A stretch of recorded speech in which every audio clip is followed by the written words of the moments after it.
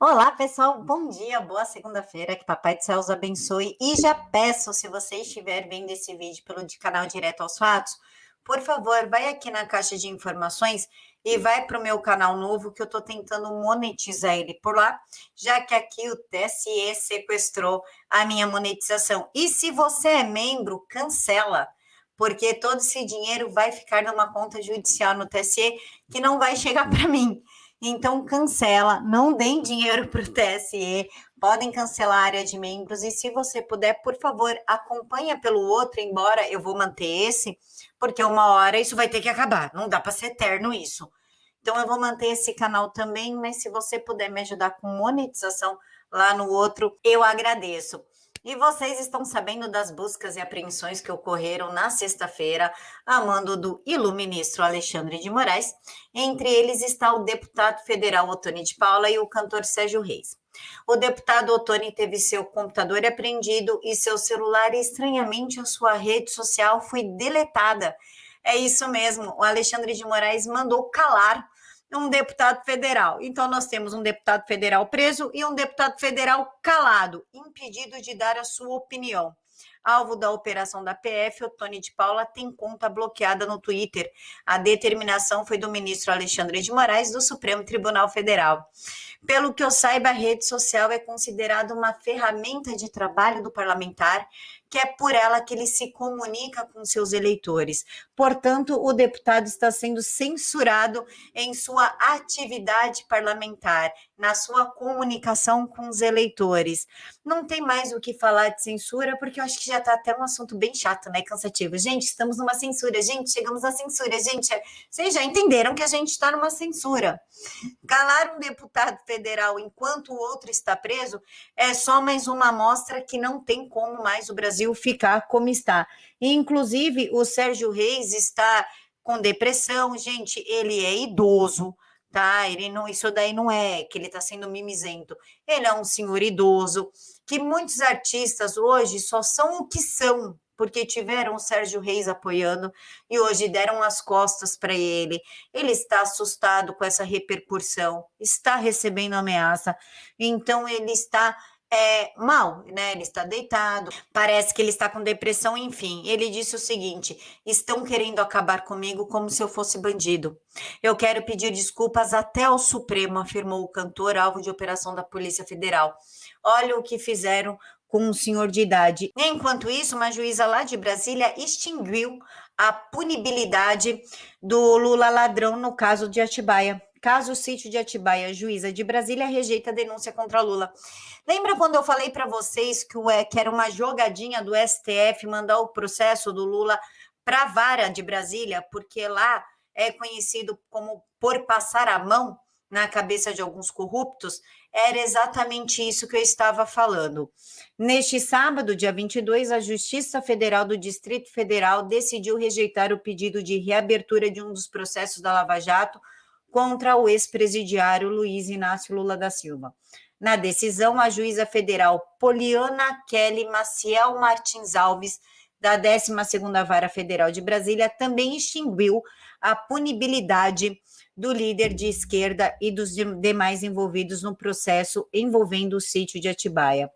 O MPF, Ministério Público Federal, solicitou que o caso fosse reaberto após a decisão do STF, que anulou os atos praticados pelo juiz Sérgio Moro no Paraná.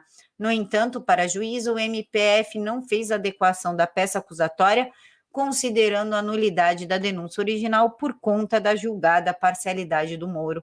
É isso mesmo que vocês estão ouvindo. O Sérgio Moro está na linha como um bandido criminoso que manipulou uma sentença, enquanto o Lula está sendo liberto de todas as acusações, mesmo depois de todo o dinheiro roubado da população brasileira.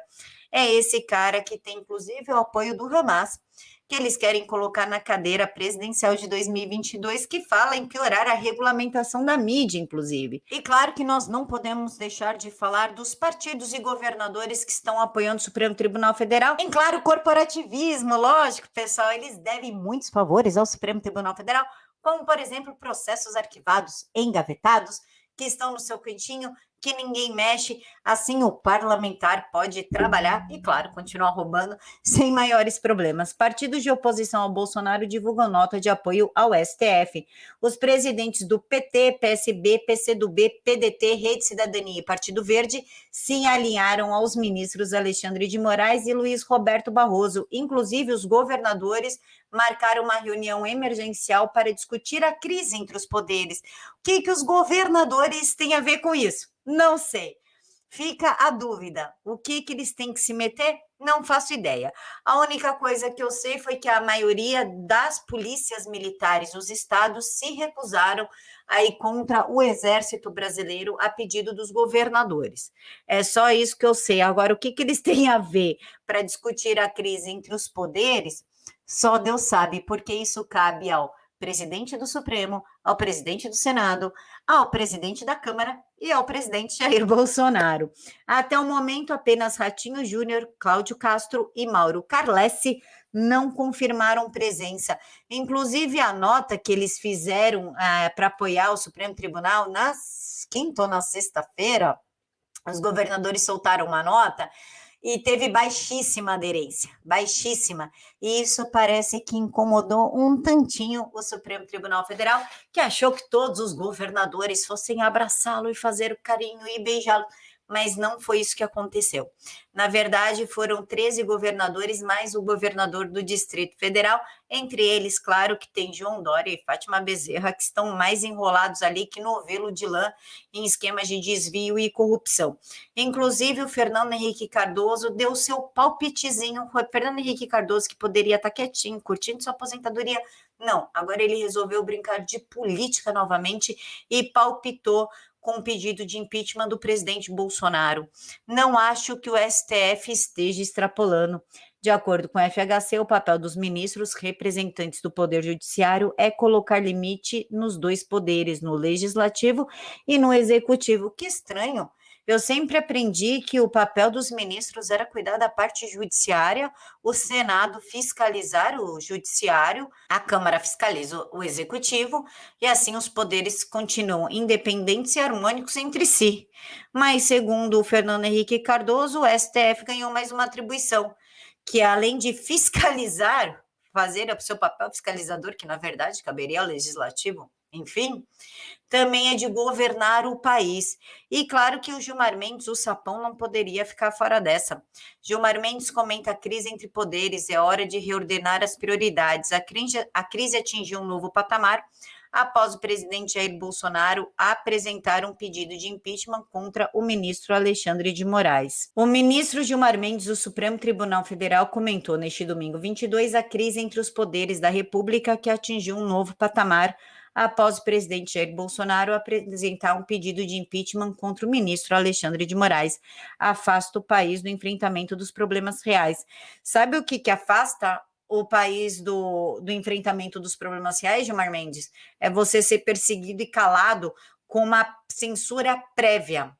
Enquanto outros estão desejando a morte do presidente, facada, decapitação, colocam fogo, bomba, enfim, e o senhor solta tudo que é corrupto, nós estamos sendo perseguidos e calados. Isso que afasta o país dos seus problemas reais. Quando se instala uma ditadura num país que deveria ser democrático e estar em seu estado democrático de direito. A fabricação artificial de crises institucionais infrutíferas afasta o país do enfrentamento dos problemas reais. A crise sanitária da pandemia, a inflação galopante e a paralisação das reformas necessárias devem integrar a agenda política. É hora de reordenar as prioridades.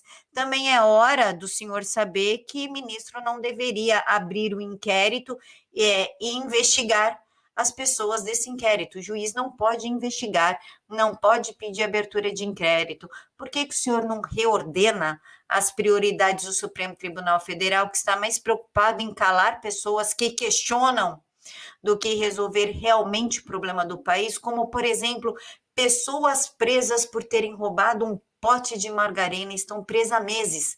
Enquanto isso, tem corrupto indo morar em outro país com autorização do teu colega. Tem traficantes sendo soltos. Que tal vocês reorganizarem a prioridade? E claro que ex-ministros da Justiça de Fernando Henrique Cardoso, Lula, Dilma e Temer não poderiam ficar de fora dessa pataquada de apoio ao Supremo Tribunal Federal. Os ministros que assinaram uma carta que eu me recuso a ler porque é gigantesca e um monte de ladainha e blá blá blá e puxação de saco são Miguel Reale Júnior, José Eduardo Martins Cardoso, José Gregori, José Carlos Dias, Aloísio Nunes Ferreira, só gente da melhor estirpe. Tárcio Genro, Celso Amorim, Eugênio Aragão, Jacques Wagner e Raul Jugman. E já que estamos falando em Raul Jugman, ele lançou aí uma pequena fake news na mídia, na revista Veja, e claro que já foi desmentido. Ele disse o seguinte: Bolsonaro mandou caças sobrevoarem o STF para estourar o vidro. Decorem o caças. Essa palavra vai ser importante na hora de desmentir. Declaração do ex-ministro da Defesa do governo de Michel Temer gerou dúvidas e desconfiança nas redes sociais. Por óbvio, o ex-ministro da Defesa, Raul Jugman, afirmou em entrevista publicada pela revista Veja que obteve a informação de que o presidente Jair Bolsonaro teria ordenado à FAB a realizar um voo rasante com o caça Gripen sobre o Supremo Tribunal Federal para estourar os vidros do prédio da Suprema Corte. Agora vamos lá para a parte da verdade. Leonardo Coutinho, trecho da entrevista do ex-ministro Jugman nas amarelas da Veja. Fiquei com uma dúvida. Como Jair Bolsonaro poderia ordenar que caças Gripen, no plural, lembra que eu falei para vocês? Decore a palavra caças. Dessem um rasante para estilhaçar as vidraças do STF se apenas um protótipo que está em fase de teste com os pilotos da Embraer. Jorge Serrão, mentira absoluta do ex-ministro da Defesa Raul Jugman, de que Jair Bolsonaro teria mandado caças Gripen sobrevoarem o STF para quebrar vidros. Tal ação sobre a Praça dos Três Poderes afetaria os prédios do Congresso e do Palácio do Planalto. Pois é, pessoal, como é que vai estourar só o vidro deles? Se é assim, ó. Não tem como, gente. Não tem. Então estouraria também do Palácio do Planalto e do Congresso. Raul Jugman mente que nem sente. Agora fica a pergunta. Ele vai ser processado por fake news? Vai entrar no inquérito? Não sei.